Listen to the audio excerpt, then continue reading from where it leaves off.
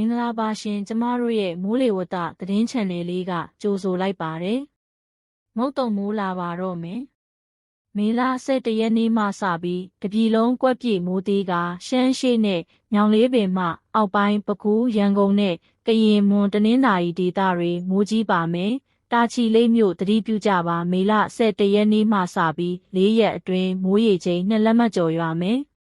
ပဲခူးရန်ကုန်ကရင်မွန်တနင်္သာရီဒေသတွေမေလ17ရက်ဟာကဆုံလပြည့်ဒီရေထောက်ပြီးတပတ်ခန့်မိုးကြီးရေကြီးဖြစ်နိုင်တာသတိပြုကြစေချင်ပါတယ်။တနင်္သာရီတိုင်းဒေသကြီးနှင့်ကချင်ပြည်နယ်အထက်ပိုင်းတို့မှာနေရာစိတ်စိတ်မိုးရွာသွန်းနိုင်ပြီး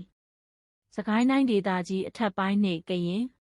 ပြည်နယ်တို့မှာနေရာကျဲကျဲရှမ်းပြည်နယ်မြောက်ပိုင်းမွန်ပြည်နယ်နှင့်ချင်းပြည်နယ်တို့မှာနေရာကွက်ကြားမိုးနှင်းငယ်ရွာသွန်းနိုင်ပါသည်မိထ္ထီလာမြင်းချံမုံရွာရွှေဘိုစကိုင်းကြောက်ဆယ်မြစ်သားတဲတော်မြကန်သာပြင်ကြီးလွင်ပခုတ်ကူအောင်ပန်းညောင်ဦးရက်ဆောက်စတဲ့ဒေသတဝိုက်မှာလာမယ့်မေလ17ရက်နေ့ညနေပိုင်းမှစ၍မိုးတွေစတင်ရွာလာပါလိမ့်မယ်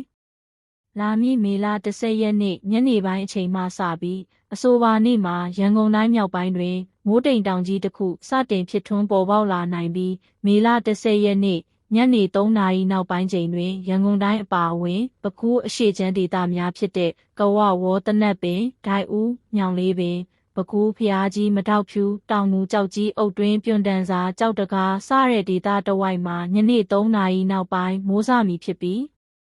မေလ10ရက်နေ့ညပိုင်းအချိန်အတွင်းတာယာဝတီလက်ပတန်းမင်းလှအုပ်ဖို့ကျို့ပင်ကောက်ပြည်ရွှေတောင်ပေါင်းတီတဲကုန်းစတဲ့ဒေသတဝိုက်မှာညပိုင်းထိမိုးတွေရွာလာမယ်။သတိပြုရမည့်ရက်ပဲခူးတိုင်းဒေသကြီးအနေနဲ့မေလ15ရက်မှ19ရက်နေ့ထိမိုးကြီးနိုင်တဲ့အခြေအနေမှာရှိနေပြီးကျန်ရက်တွေမှာတော့မိုးနေတိုင်းလိုဆက်ပြီးရွာနေပါလိမ့်မယ်။10ရက်နေ့မှ22ရက်နေ့အတွင်းနေပြည်တော်စကိုင်းတိုင်းဒေသကြီးမန္တလေးတိုင်းဒေသကြီးမကွေးတိုင်းဒေသကြီးပဲခူးတိုင်းဒေသကြီးဧရာဝတီတိုင်းဒေသကြီးရန်ကုန်တိုင်းဒေသကြီးတနင်္သာရီတိုင်းဒေသကြီးကချင်ပြည်နယ်ချင်းပြည်နယ်ရှမ်းပြည်နယ်ရခိုင်ပြည်နယ်ကယားပြည်နယ်ကရင်ပြည်နယ်နှင့်မွန်ပြည်နယ်တို့တွင်နေရာအနှံ့အပြားမိုးထစ်ချုံရွာပြီးနေရာကွက်၍မိုးကြီးခြင်းဒေသအလိုက်မိုးကြီးခြင်းလျှက်စီးလက်ခြင်းမိုးချင်းခြင်းမိုးကြိုးပစ်ခြင်းမိုးတီးကြွေခြင်းနှင့်မိုးတက်လေပြင်းတိုက်ခတ်ခြင်းတို့ဖြစ်ပေါ်နိုင်ပြီးမိုးတက်လေပြင်းကျစဉ်ရေပြင်းမြေပြင်းလေသည်တနအီလျင်မိုင်40မှမိုင်50အထိတိုက်ခတ်နိုင်သည်ဟုခန့်မှန်းရပါသည်မိုးရွာသွန်းခြင်းကြောင့်ဖြစ်ပေါ်လာနိုင်သည့်ရေကြီးခြင်းမြေပြိုခြင်းနှင့်လေပြင်းတိုက်ခတ်ခြင်းကြောင့်ဖြစ်ပေါ်လာနိုင်သည့်အဆောက်အအုံများတစ်ပင်တစ်ကိုင်းများဖိုင်ဘာလိုင်းနှင့်လျှက်စစ်ဓာတ်အားလိုင်းများပြိုကျရိုင်လဲခြင်းစသောသဘာဝဘေးအန္တရာယ်တို့ဖြစ်ပေါ်နိုင်သည့်အတွက်ကုန်းမြင့်ဒေသအနီးတွင်နေထိုင်ကြသူများအနေဖြင့်မိုးကြိုးပစ်ခြင်းနှင့်မြေပြိုမှုအန္တရာယ်ကို၎င်းမြမကမ်းရိုးတန်းတစ်လျှောက်မြင့်ငယ်ချောင်းငယ်များအနီးနှင့်မြေနိမ့်ပိုင်းတွင်နေထိုင်ကြသူများအနေဖြင့်လေပြင်းအန္တရာယ်နှင့်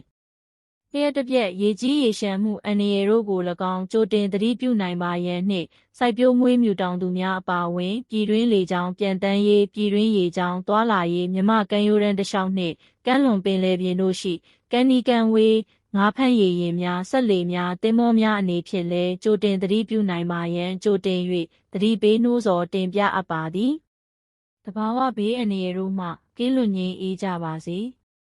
မိုးလေဝသသတင်းတွေကိုအချိန်နဲ့တပြေးညီသိရှိရဖို့ကျမတို့ရဲ့ channel လေးကို subscribe လေးလုပ်ထားပြီးအသစ်တင်တိုင်းသိရဖို့အတွက်ဘေးနားကခေါင်းလောင်းလေးကိုနှိပ်ထားပေးပါနော်